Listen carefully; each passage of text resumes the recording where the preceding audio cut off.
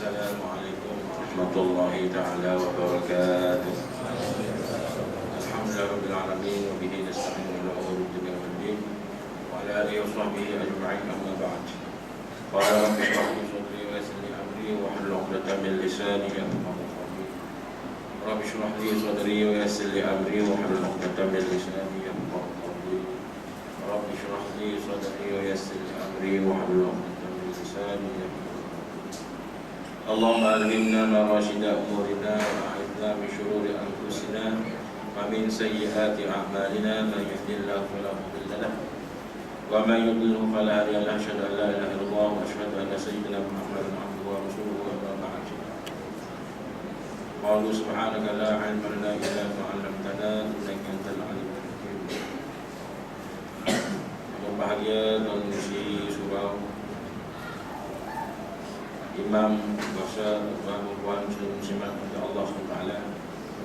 Marilah sama-sama kita mengaturkan kesyukuran kepada Allah SWT, melimpah dan kurnianya, taufik serta hidayah daripadanya dapat kita berkumpul dan menunaikan ibadat kepada Allah. Mudah-mudahan segala amal ibadat kita akan diterima dan diridhai oleh Allah SWT. Salawat dan salam kita aturkan buat Nabi kita Muhammad SAW, karena baginda berpesan kepada kita supaya menjadi manusia yang benar bertakwa kepada Allah. Bagi memberkati lagi majlis kita, marilah sama-sama kita bukanya dengan kitab Al-Fatihah.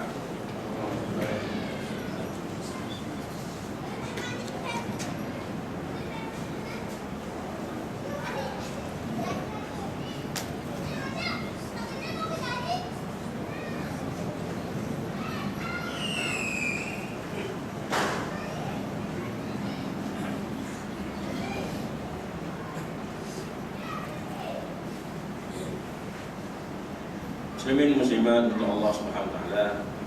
Alhamdulillah, kita malam ini sudah masuk 10 yang kedua. Kita pun hampir habis, tinggal lagi beberapa malam dan kita akan melangkah pula pada 10 malam yang ketiga. Jadi kalau kita lihat di mana hadis Nabi SAW yang tuan-tuan puas semua dah hafal semua dah. Itulah telah Nabi sebut, awaluhu rahmah wa awsatuhu maghfirah wa akhiruhu itqan minan nar. Jadi tuan-tuan puan muslim-muslimat Allah Ta'ala, hadis ini menceritakan kepada kita bahwasanya Allah Subhanahu wa Ta'ala letakkan rahmat, kemudian disertai dengan maghfirah, kemudian diakhirkan dengan itqan minan nar. Jadi rahmat Allah Subhanahu wa taala ini sudah pun bermula sebenarnya daripada awal Ramadan sampailah pada akhir Ramadan. Dan di bulan Ramadan ini Allah telah menggandakan lagi rahmatnya diberikan kepada kita berbanding dengan bulan-bulan yang lain. Bulan-bulan yang lain pun ada juga rahmat Allah Taala. Jadi bulan Ramadan ini lebih aula lagi lah, lebih banyak lagi ganda-ganda rahmat Allah kepada kita. Jadi kalau kita lihat dalam satu sudut seperti mana perintah puasa ini kepada kita, kita lihat ada beberapa hikmah lah. Ada antara lain hikmahnya, pertama Allah Ta'ala nak menguji kita, nak menguji kita sejauh manakah keimanan kita kepada Allah Subhanahu Ta'ala yang selama ni kita dah kata kita beriman kepada Allah Ta'ala. Jadi Allah Subhanahu Ta'ala sebut, aku tidak akan membiarkan seseorang itu yang beriman kepadanya Allah Ta'ala sehingga dia diuji terlebih dahulu dan tengok setakat mana keimanan dia kepada Allah Subhanahu Ta'ala. Jadi kalau iman kita sikit-sikit saja, Allah Ta'ala uji kita sikit-sikit saja. Jadi bulan puasa ini Allah Ta'ala nak uji kita dengan ditahan kepada kita ni tidak boleh makan benda-benda yang halal pada siang hari. Kalau bulan lain kita tak dibenarkan ataupun dicegah makan makanan yang haram, minum-minum yang haram, tapi dalam bulan puasa ni tak boleh makan makanan yang halal dan minum minuman yang halal. Yang halal tak boleh makan, tak boleh minum pada bulan puasa. Dan tengok yang mana keimanan kita yang kita mengaku kita ni sebagai orang yang beriman kepada Allah Ta'ala. Dan yang kedua, kita lihat hikmah daripada perintah puasa ini dalam sudut yang lain, bahwasanya Allah Ta'ala sengaja nak menurunkan ataupun nak memberi rahmat kepada kita dengan sebesar dan banyaknya rahmat kepada kita.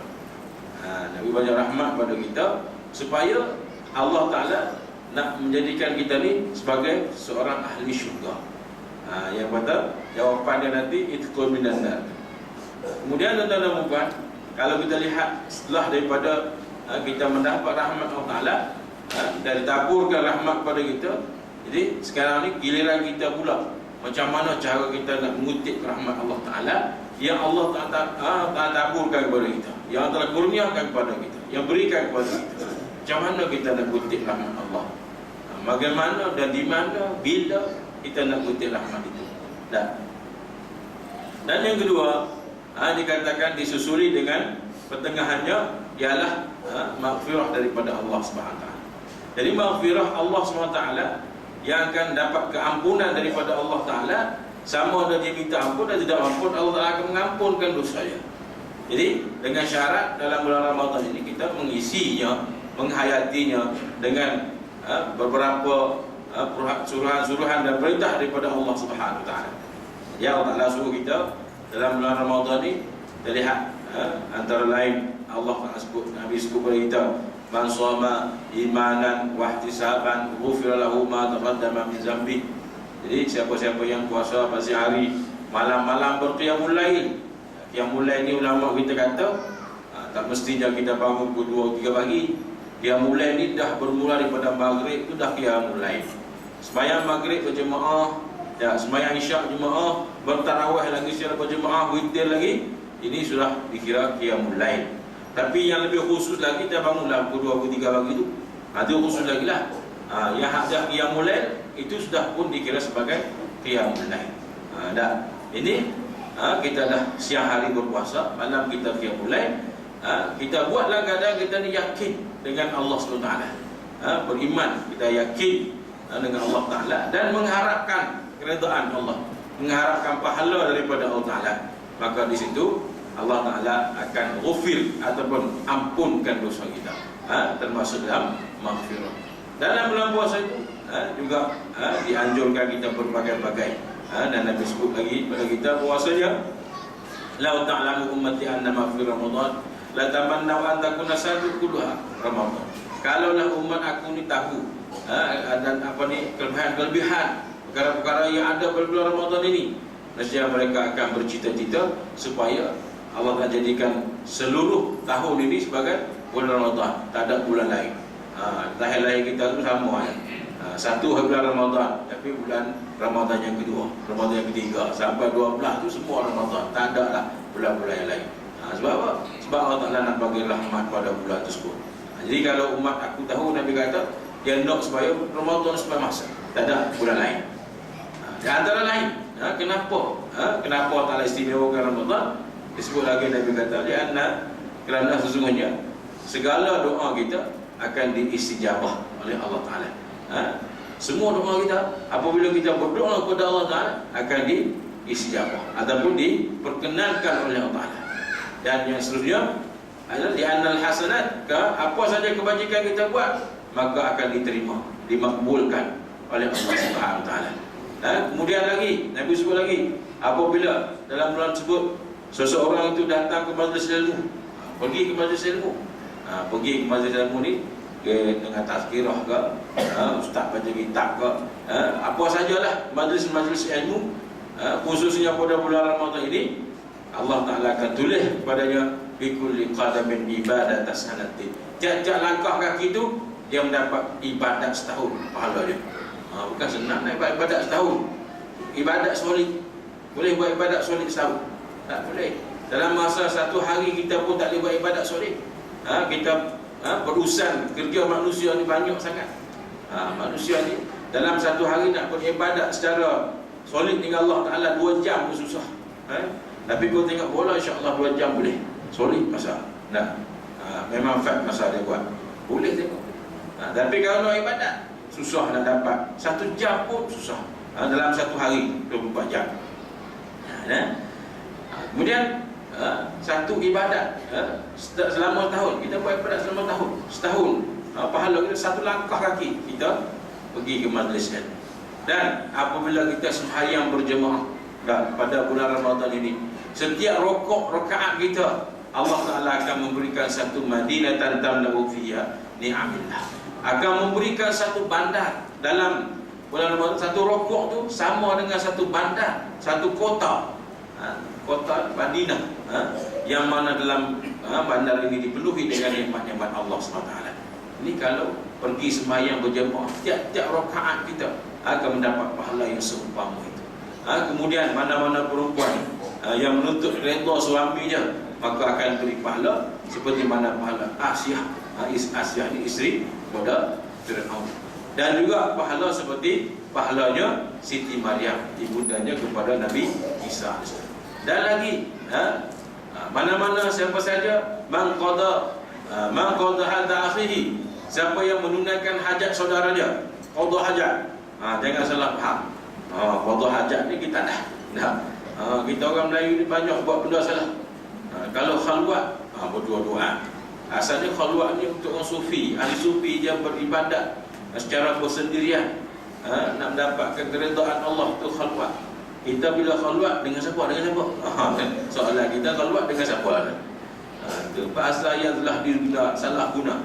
Salah kaprah, orang Jawa kata. Salah kaprah ni dahlah salah, dah umum dah pakaian dia tu. Dipakai secara umum. Diterimalah. Macam tu juga qada hajat. Qada hajat ni kalau sebut qada hajat, buruk sangat bunyi dia. Qada hajat tanda. Kita tanda qada hajat kita ni. Qada hajat ni maknanya menunaikan hajat. Menunaikan hajat, maknanya kita tunaikan hajat saudara kita sesama muslim pada bulan Ramadan ini, yang mana banyak berhajat pada kita, maka Allah Ta'ala akan menunaikan 1000 hajatnya pada hari kiamat. Hari kiamat besok Allah Ta'ala akan tunaikan hajat kita, lepaskan hajat kita. Di mana kalau di padang mahsyar besok, kita semua ni sangat-sangat berhajat pada Allah SWT. Paling besar sekali hajat kita ni ialah pembebasan daripada azab Allah Ta'ala. Hajat kita lagi ya apa? Mendapatkan rahmat dan redha daripada Allah SWT. Itu sangat besar hajat kita di hari akhirat besok. Jadi kalau kita sering menunaikan ibadat, menunaikan hajat kawan-kawan kita dulu, Allah akan tunaikan segala hajat yang kita nak di akhirat besok. Yang sangat berhajat, Allah akan lepaskan hajat kita. Ini banyak lagi. Nabi sebut lagi dalam hadis yang lain, man asraja, siapa-siapa yang menerangkan tempat sembahyang, masjid dan masjidlah, masjid ataupun surau, ataupun orang sembahyang ramai-ramai, maka Allah akan terangkan kuburnya dengan cahaya. Jadi maknanya kalau dia beri lampu bagi orang mudah sembahyang, bagi orang nampak jalan nak pergi masjid, bagi surau nak pergi sembahyang, dan Allah Ta'ala akan beri pahala sebanyak jumlah orang yang solat pada masjid sebutlah, pada tempat sebut. Kalau 1000 orang ahli jemaah, 1000 lah pahala. Kalau 500 lah. Kalau 100 lah. Dah. Ini Allah Ta'ala sediakan pada kita. Dan sebenarnya tuan-tuan dan puan, itu penghayatan kita untuk mendapat maghfirah daripada Allah Subhanahu Wa Ta'ala. Maghfirah daripada Allah Subhanahu. Dan apa lagi yang perlu kita buat pada bulan Ramadan, iaitulah dengan 10 yang terakhir yang akan tiba ni, tak lama lagi kita mempersiapkan diri rohani dan jasmani kita untuk kita cari pula malam disebut sebagai malam Qadar. Malam Qadar ini berlaku pada 10 yang terakhir pada bulan Ramadan. Yang mana malam Qadar ini telah diterangkan kepada kita dalam Al-Quran, dalam surah Al-Qadar, yang disebut oleh Allah Ta'ala, inna anzalnahu fi lailatul qadr. Sungguhnya kami menurunkan Al-Quran pada malam Qadar tersebut. Jadi Quran diturunkan pada malam Qadar. Malam Qadar ini disebut sini ialah pada ketika mana Allah Ta'ala turunkan Al-Quran daripada Lauhul Mahfuz ke langit dunia. Daripada Lauhul Mahfuz Allah Ta'ala turunkan Al-Quran secara biji ke langit dunia tu. Jadi pada malam Qadar 17 Ramadan tu malam ini diturunkan pula Al-Quran ayat daripada Allah SWT daripada langit dunia kepada Nabi Muhammad secara berperingkat-peringkat sampailah tempoh 22 tahun. Ini ayat cara peringkat-peringkat ni diturunkan daripada langit dunia kepada Nabi Muhammad. Adapun ayat yang menerangkan bahawa Allah turunkan Al-Quran pada malam Qadar itu ialah turun daripada Lauhul Mahfuz turun ke langit di dunia. Dari langit dunia ke Nabi Muhammad diturunkan secara perlahan-lahan sampailah 22 tahun mengikut keadaan dan waktunya.